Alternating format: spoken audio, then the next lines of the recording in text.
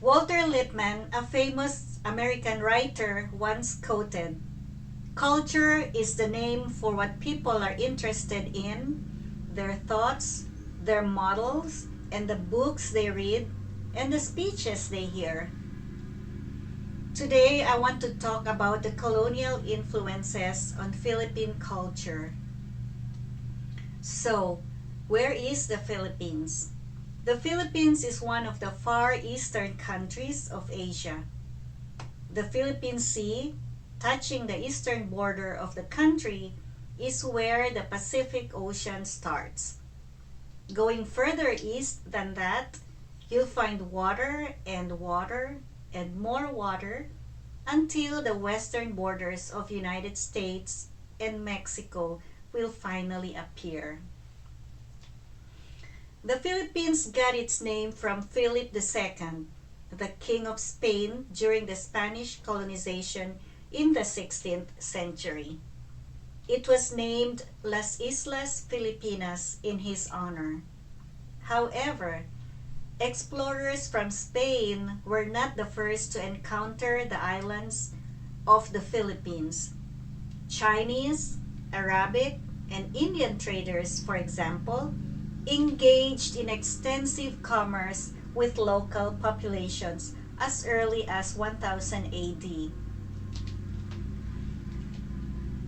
I want to touch on the three countries that had the most influence on the Philippine culture. The three countries are Spain, the United States of America, and Japan. First is the Spanish influence. The Philippines were under Spanish rule for over 300 years, from 1565 to 1898. Because Spain controlled the Philippines so early and for so long, they were a massive influence to the Filipino culture. The first and biggest influence is still seen to this day is religion. The majority of religion practiced in the Philippines is still Roman Catholic at almost 80%. Being Catholic, Filipinos at home set up altars in the Hispanic tradition adorned with Catholic images, flowers, and candles. Another example on religion as an influence is the fiesta, which is Spanish for festival or party. We have festivals and celebration of the different saints like Saint John and Fiesta Pilar and some other parties. The third example of the religion influence is the celebration of the Christmas season. In the Philippines, Christmas season starts on December 16 and ends on the 1st January, the first Sunday of January.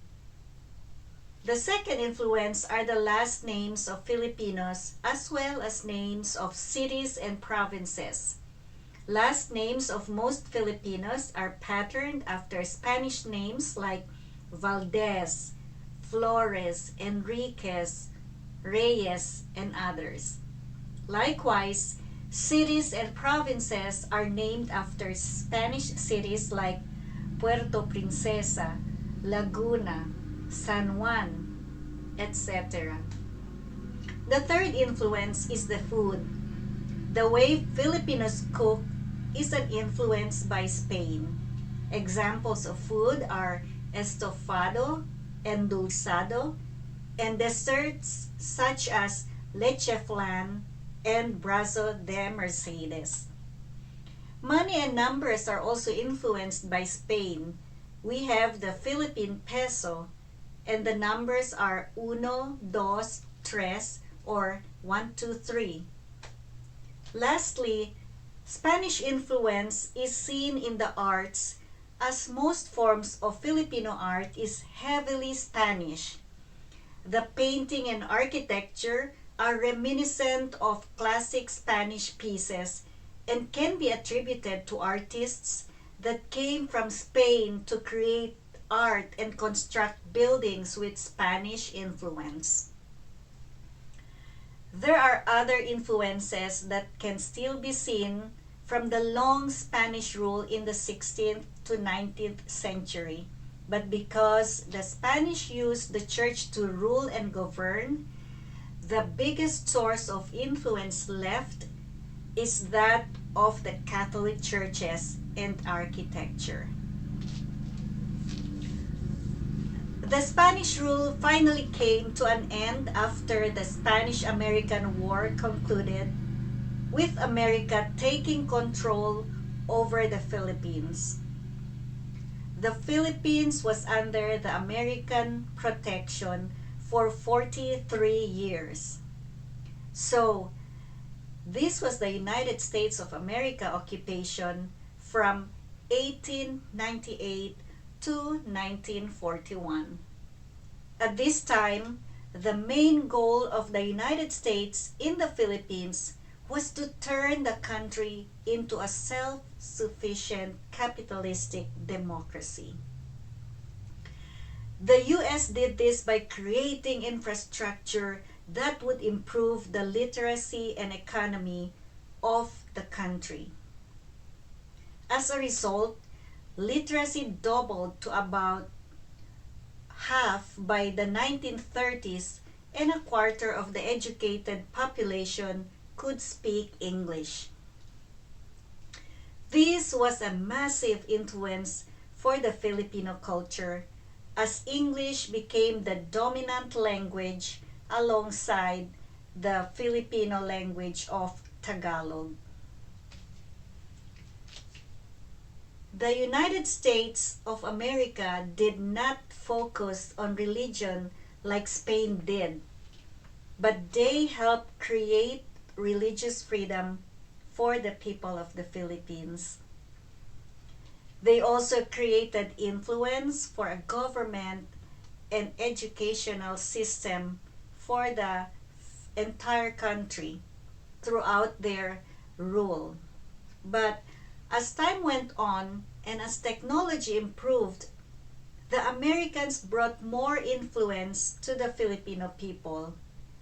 Influence of food and influence of clothing as an example. So, example of food that had been influenced by Americans in the Philippines are ketchup, mayo, burgers, hot dogs, and of course the steaks. Clothing also like suspenders, tennis shoes, dresses, high heels, and makeup. The Americans also influenced the Filipino way of entertainment. Examples are movies starring John Wayne or the Spider-Man, and also music by Elvis Presley, Michael Jackson, etc. The biggest influence that can be seen today is found in the Philippine government and economic system. Throughout the American rule in the 20th century, the main goal was to bring democratic and capitalistic ideas to the Philippines, and they did so successfully. It wasn't seen right away, and the government still varies from nationalist to federalist as history goes on, but the influence of American ideas are still there. So, before the United States could give independence to the Philippines, Japan invaded the Philippines and took control during World War II. So, we're now talking about the Japanese occupation, which was from 1941 to 1945, about 4 years.